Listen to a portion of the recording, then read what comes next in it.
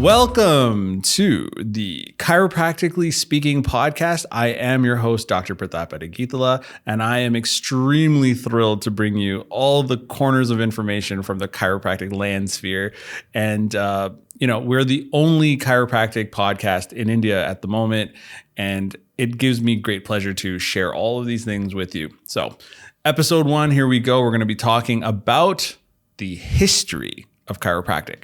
So, everybody who's come to this page has heard about chiropractic somehow, some way, usually through the Instagram videos or the YouTube videos that you see of these glorious pops and cracks of various joints of the body. Sometimes it's the neck, sometimes it's the low back or an ankle or anything that makes you go, wow, right? So here we have a real interesting topic because it's visually very mesmerizing, but nobody really understands where the heck this came from. Maybe there's somebody in your town or village or city where they do something similar, but maybe it's not quite that. Maybe it's not safe. Where is it going to come from? Where is it not? That's what we're here to talk about today. We're going to be talking about the origins of this mysterious thing called chiropractic and hopefully illuminate a few of the doubts that you might have had about it, maybe kind of dispel some myths as well along the way. But mostly this is trivia for you guys. So interesting information is always acceptable is what I understood. And I hope to make this as interesting as possible for you. So as we talked about, you've probably come here through some ASMR video on Instagram, on YouTube or other way or some other place. So where did chiropractic come from? And why is it so hyped up right now? So definitely with the advent of social media, people are seeing it more, which is great because more people are now going to access chiropractic care. So I'm going to take you back. I'm going to walk you through a bit of a journey. We're going to go back 2 centuries ago. Okay. So the official start date for chiropractic care was 1895. Okay. And this was the time where medical practices were really kind of suspect. Okay. We're talking about things like tobacco enemas, bloodletting, shock therapy. All of these things were happening around that time, and these were supposed to help people get better. So there was definitely a need for a new healthcare practice to step in and make a difference. And mainstream medicine wasn't making as much of a difference in many cases. So there needed to be something else. Open the door for alternative medicine. So chiropractic care at the moment is considered a CAM method, complementary or alternative medicine technique. It's a non-allopathic technique, and it derives all the way from back in 1895 when this was a need. So the field of medicine was changing. Anesthetics had just arrived. Imagine people prior to this moment in history had not received anesthetics when they were getting surgeries done, and surgeries were happening. So the idea of even like antiseptics weren't around, So things were really, really early on, and the need for something to step in and make a difference was there. Chiropractic care was discovered by a man named D.D. Palmer, Daniel David Palmer. And he was a very interesting man, a man of different educational backgrounds, different hobbies, different interests. He was really interested in the anatomy of the human body, as well as, para-medical things like magnetism, spiritual healing, among other things. So it just so happened that one day in one of his offices, the janitor walking around named Harvey Lillard, remember this for later, there will be a quiz. Harvey Lillard was walking around and, complaining briefly about, loss of hearing in his ears. And upon examination, D.D. Palmer looked at him and said, hey, look, there looks like there's some sort of a misalignment in your neck, which he proceeded to press on. Now, here's where accounts vary, okay? There were Some accounts say that he took a book out of his library and whacked him with the book. I'm not making this up. And other places you can hear, maybe I think this had actually come from the Harvey Lillard estate, and they basically said that Harvey was telling a joke, and Dee Palmer walked up and kind of joined in the joke, and upon hearing the punchline, just gave him a hearty slap on the back and heard something pop. But all that, however it happened, something changed. There was a pop, and the very next day, Harvey Lillard claimed, and this is a famous quote in chiropractic circles, "I can hear the racket on the streets." So I'm not saying that chiropractic care can cure deafness. In fact, they actually thought that that was the case back then. By creating movement of the neck spine, they thought they could cure deafness, and they tried to do this with many deaf people. Didn't happen for everybody. Didn't happen for many of them, or any of them, as far as I remember, or as far as history goes. But the idea is that Harvey Lillard's hearing came back after an adjustment. This set in motion a bunch of different discoveries in Dee Palmer's life. And because of these discoveries, chiropractic came to the light. So let's go back to Dee Palmer and his discoveries. Dee Palmer is often considered the father of chiropractic. In fact, he fathered the modern father of chiropractic, BJ Palmer, and we'll get to BJ in a bit. But the understanding that Dee Palmer basically brought to the table was that small misalignments of the spine, which he termed subluxations, were the root cause of many, if not all, major serious illnesses, diseases, and other maladies that occur in the body. Now, subluxation is a term that at that moment was already being used by the medical fraternity. Subluxation in the medical sense refers to a gross dislocation of a joint. In Dee Palmer's idea of subluxation, it meant a minor movement of a bone that may be pressing on a nerve, creating nerve irritation or blocking the signal of that nerve. The blocked signal would then cause the disease, you name it. This whole thing became really, really kind of a cornerstone of chiropractic philosophy and lore. So we'll get into that in future episodes, I promise. We'll delve deeper into that whole dynamic. But keep in mind that subluxation was an initial chiropractic terminology for restriction or misalignment or a lack of movement in a particular joint relating to the spine. Now, also related to this word subluxation, lux in Latin means light. So what this was referring to was less light. So a small misalignment of the spine actually allowed less light into the body. So by correcting those subluxations, Dee Palmer's mission was to remove that interference and let the light in. Okay, so there are also some weird anecdotes here that go on with this history of chiropractic. Okay, so some people think that, or actually, I should say, the records state that Dee Palmer may have received the idea of chiropractic care or connected all the dots about his theory of chiropractic via paranormal. So it's possible that he was contacted by a spirit of a deceased medical doctor named Dr. Jim Atkinson, and this is where he got the idea for chiropractic, or where he connected all the dots and how he believed that chiropractic worked. It came from Dr. Jim Atkinson after Jim had already passed on.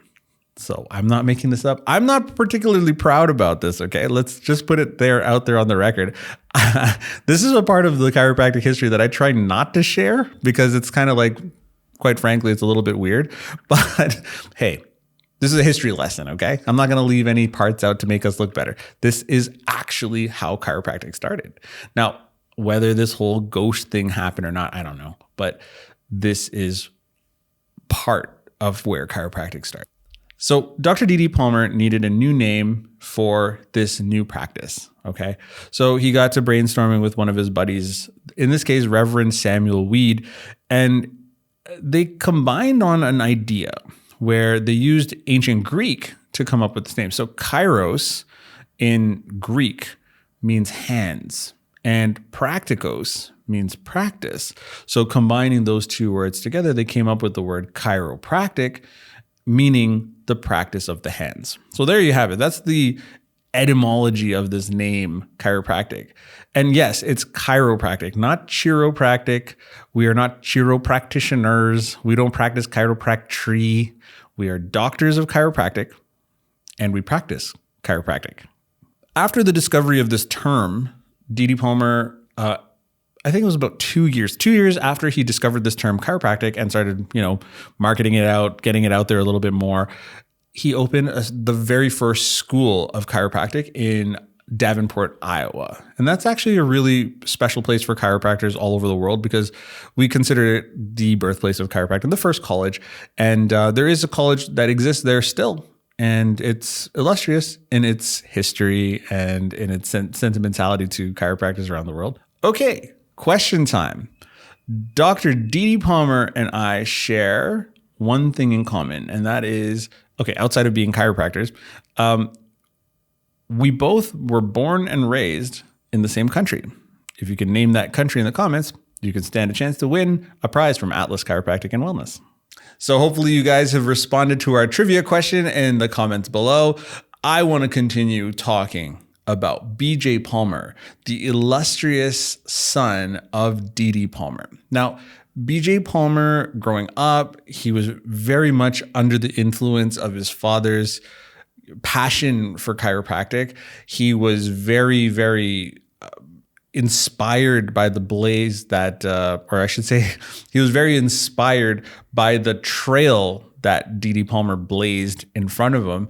But the amount of care that D.D. Palmer was able to share with his kids was limited. So there was a little bit of friction growing up, a little bit of resentment growing up from B.J. Palmer towards his father, D.D.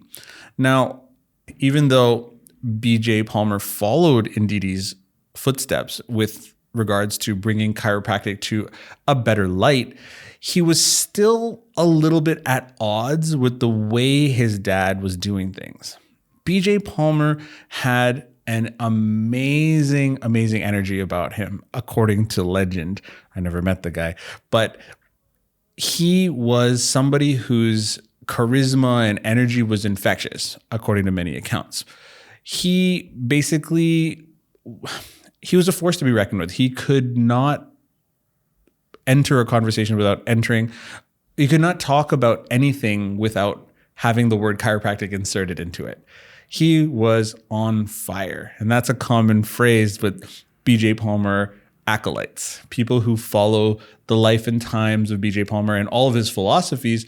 Those people will often refer to themselves being on fire, being so passionate for the experience of being a chiropractor, for the ability to provide a patient with chiropractic care, with the ability to take the nerve pressure away from a body and allow it to heal with innate intelligence.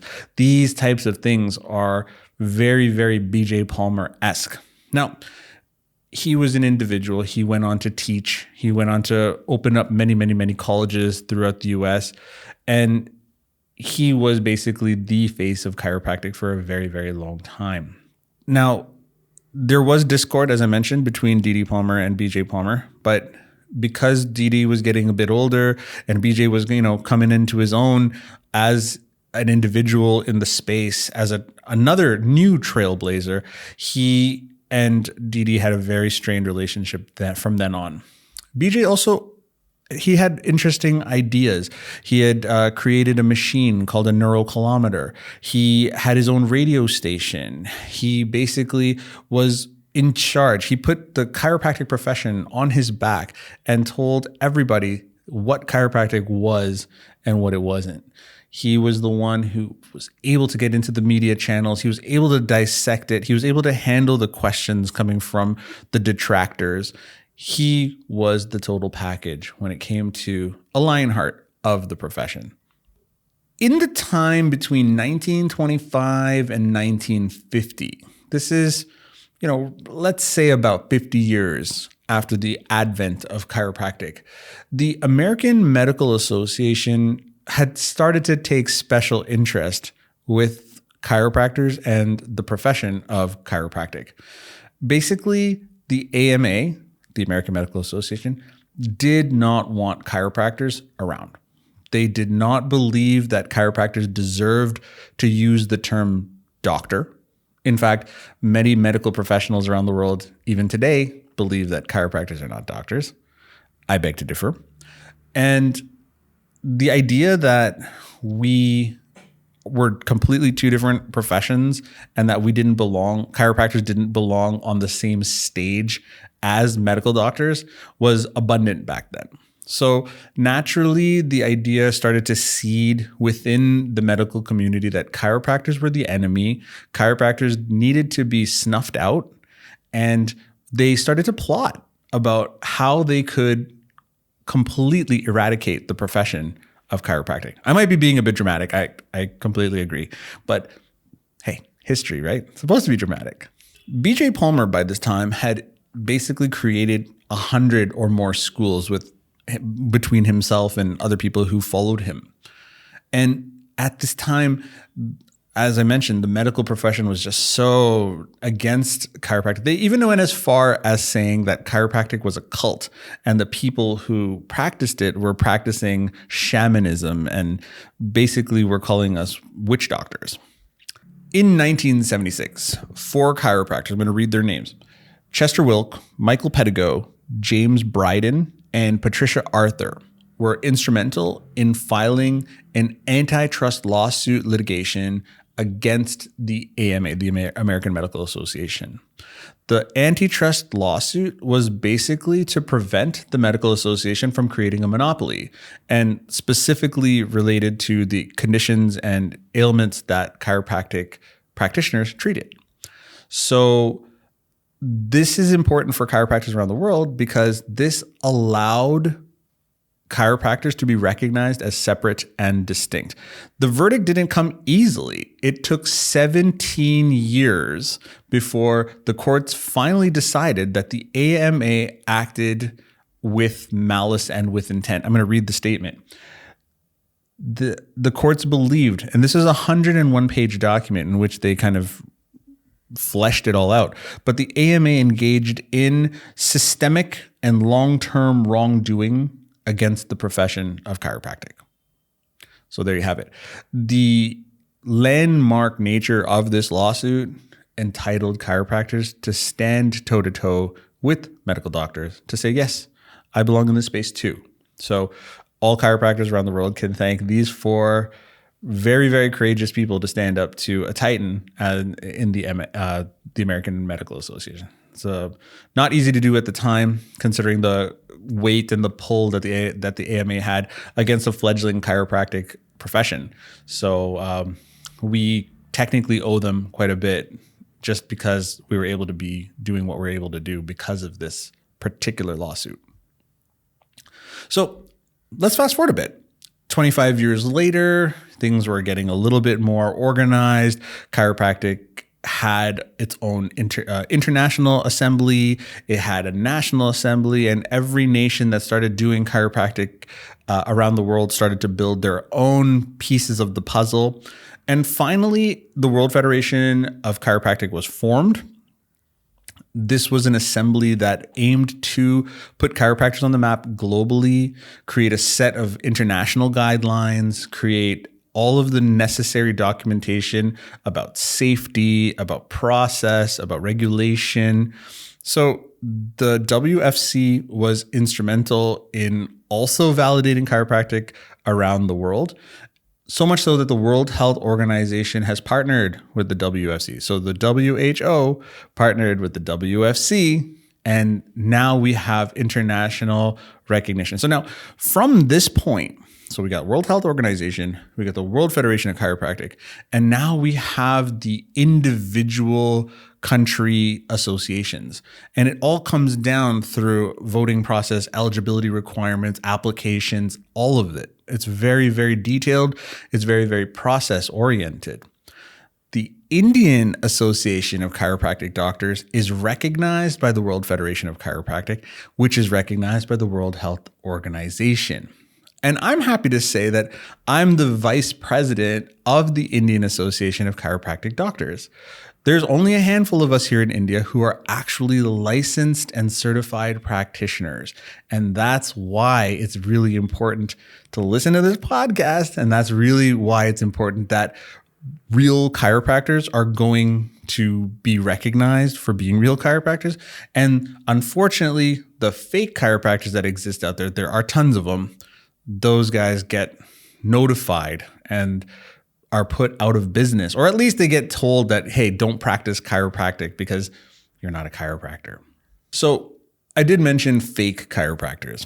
Now, fake chiropractors exist. I want you guys all to understand this. What is a fake chiropractor? Well, a fake chiropractor could be a bone setter, somebody who learned the cracking skills from their father or their grandfather or their uncle. It could be a barber. It could be a physiotherapist. It could be something new, like a neurotherapist, whatever that is, So there are tons and tons and tons of people who perform manipulations of the spine and pass that off as calling themselves chiropractors. Just because you cut meat doesn't make you a surgeon. Okay? So ultimately, despite all the regulations that exist around the world, there are still people who are trying to profit from the word chiropractic and use it as marketing. As you can tell, I'm pretty passionate about the word chiropractic. This is Chiropractically Speaking, the podcast, and I am absolutely against anybody trying to pass off themselves as one of my own colleagues if they don't have the right regulations, they don't have the right credentials, and they don't have the right education. You can't tell me that your 6-month or 3-month or 3-week or 1 weekend course is the equivalent of my 3.5-year doctoral level degree. There's no possible way you can't argue that. So if you're going to call yourself a chiropractor, just ensure that you have gone to an accredited college internationally. This means a college that has accreditation from the WFC and the WHO and the governing bodies of education for chiropractic institutions. There is a list of chiropractic institutions that are accredited, and if your chiropractor or your chiropractor doesn't hail from one of these educational institutions, let us know. Get in touch with the IACD. The email address for the IACD is just below.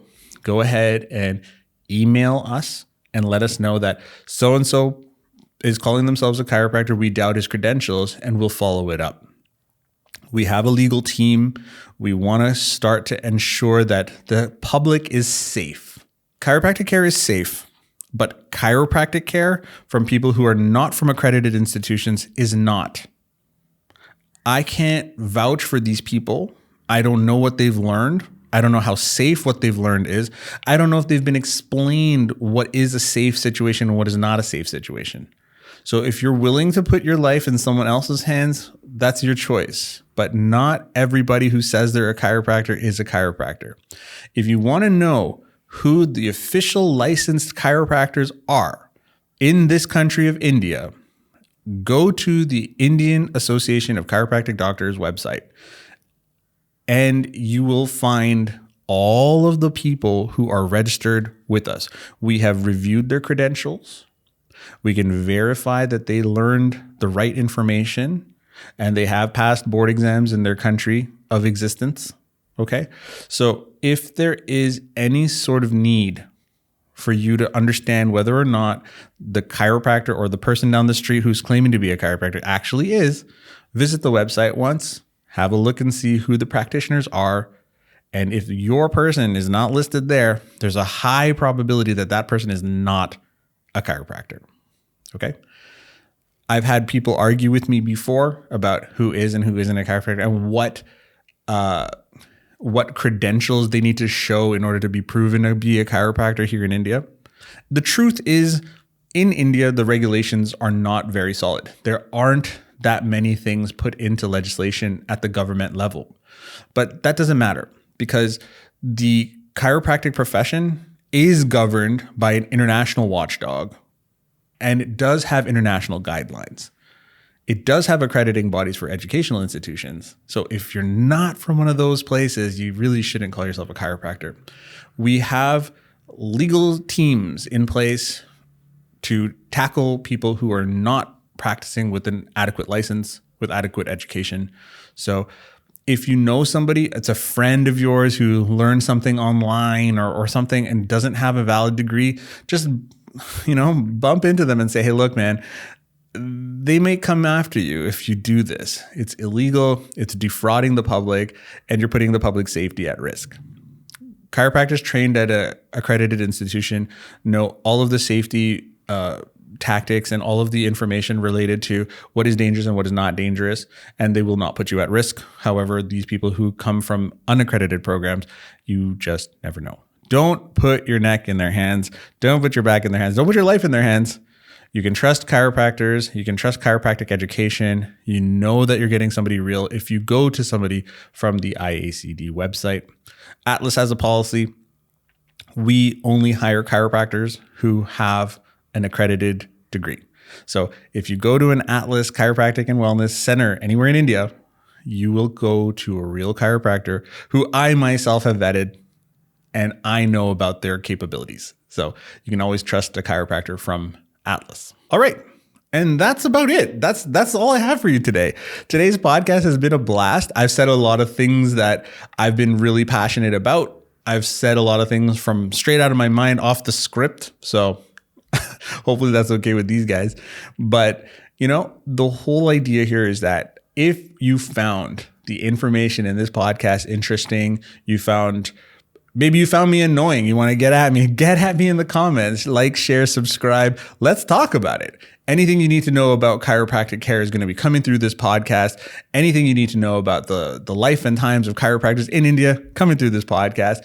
And anything you need to know in the non-allopathic space, in the complementary and alternative medicine space, we can help you with that. This is Chiropractically Speaking. I am your host, Dr. Pratap Adagitla, and this episode 1 is a wrap.